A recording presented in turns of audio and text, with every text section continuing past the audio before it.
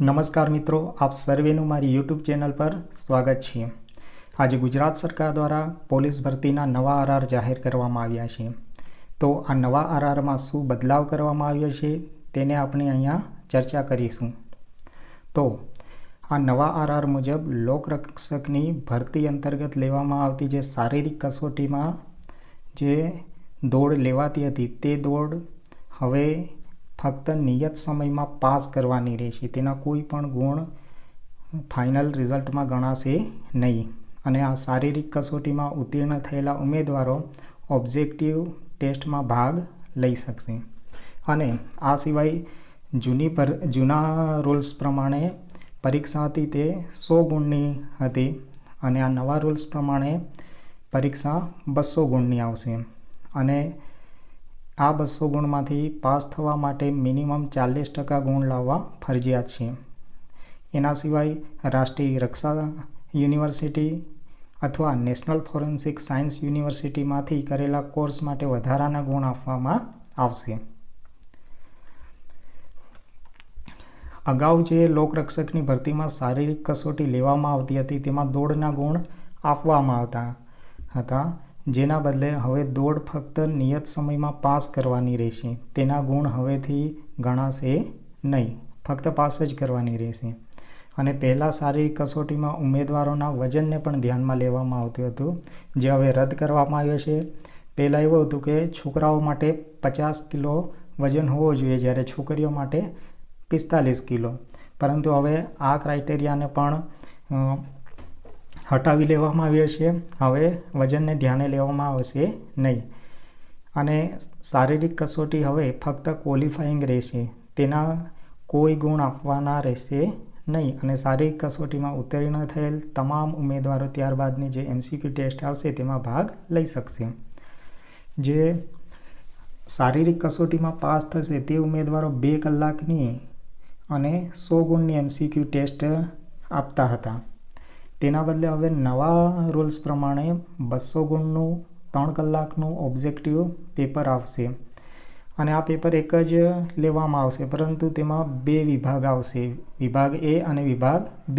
વિભાગ Aમાં 80 માર્ક્સનું પેપર આવશે અને વિભાગ Bમાં 120 ગુણનું આવશે। અને જૂના પરીક્ષાના નિયમોમાં psychology, sociology, IPC, CRPC, evidence act આ વિવિધ વિષયો પૂછાતા હતા, પરંતુ નવા આરઆર મુજબ આ વિષયોને કાઢી નાખવામાં આવ્યા છે અને તેમાં મોટાભાગે ગણિત, રિઝનિંગ જેવા વિષયોને સમાવેશ કરવામાં આવ્યો છે।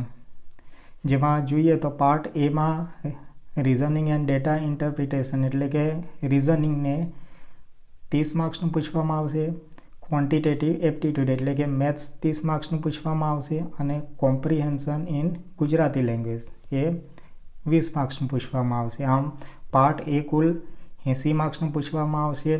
80માંથી 40% ગુણ લાવવા એટલે કે તમારે આમાં પાસ થવા માટે મિનિમમ 32 માર્ક્સ તો લાવવા જ પડશે। અને પાર્ટ બીમાં જોઈએ તો ધ કોન્સ્ટિટ્યુશન ઓફ ઇન્ડિયા એટલે કે ભારતનું બંધારણ, તેમાંથી 30 માર્ક્સ પૂછાશે। કરંટ અફેર, વિજ્ઞાન અને ટેકનોલોજી અને GK આ 3 વિષય થઈને 40 માર્ક્સનું પૂછાશે।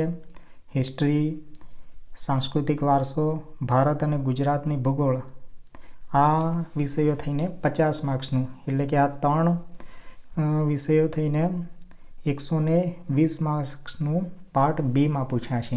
એટલે પાર્ટ બીમાં 40% ગુણ લાવવા માટે તમારે 48 માર્ક્સ લાવવા પડશે અને આ નવા નિયમ મુજબ બંને પાર્ટમાં અલગ અલગ રીતે પાસ થયેલા હોવા જોઈએ। પહેલાં ફક્ત રાષ્ટ્રીય રક્ષા યુનિવર્સિટીમાંથી કોર્સ કરેલ ઉમેદવારો હતા તેઓને જ વધારાના માર્ક્સ આપવામાં આવતા, જ્યારે હવેથી નવા આરઆર મુજબ નેશનલ ફોરેન્સિક સાયન્સ યુનિવર્સિટીમાંથી જો એ કોર્સ કરેલ હશે તેઓને પણ વધારાના ગુણ આપવામાં આવશે।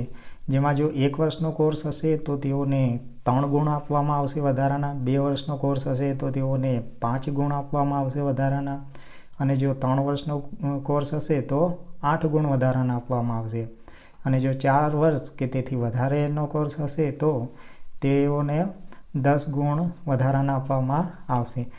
અને આખરી પસંદગી યાદી એ MCQ ટેસ્ટના આધારે અને વધારાના ગુણના આધારે તૈયાર કરવામાં આવશે. આમાં શારીરિક ગુણને ગણવામાં આવશે નહીં.